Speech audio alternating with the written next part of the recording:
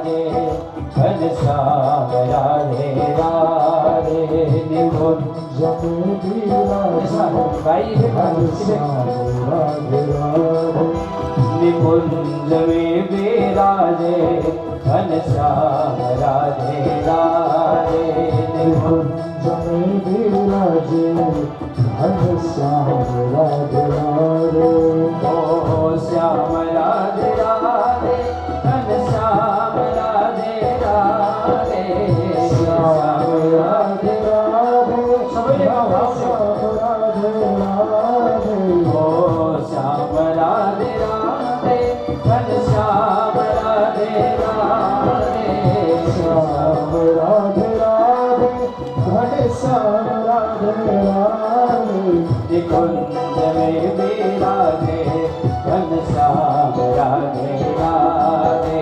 निकुंज में विराजे घनश्याम राधे राधे जय हो ताली बजाओ मीठो ताली बजाओ रे सबे देव आवले जय हो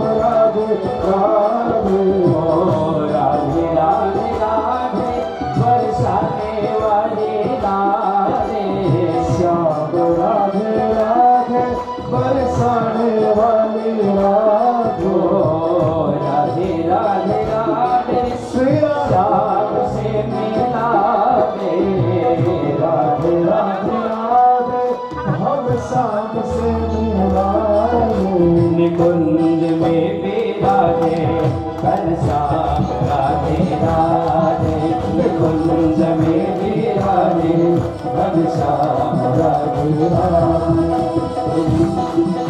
विराजे घनश्याम राधे राधे निकुंज में विराजे घनश्याम राधे राधे तो श्याम राधे राधे घनश्याम राधे राधे श्याम राधे राधे घनश्याम राधे राधे निकुंज में विराजे घनश्याम राधे राधे निकुंज में विराजे घनश्याम राधे राधे जय हो